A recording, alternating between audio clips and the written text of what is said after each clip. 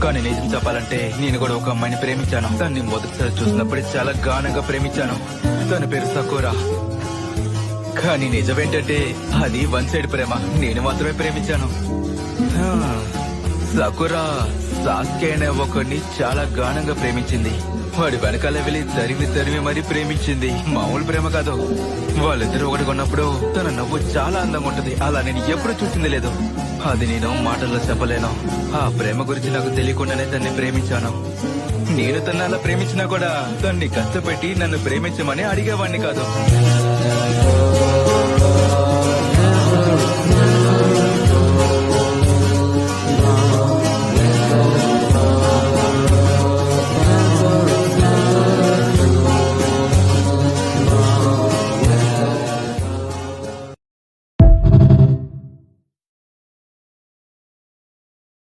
Download ShareChat.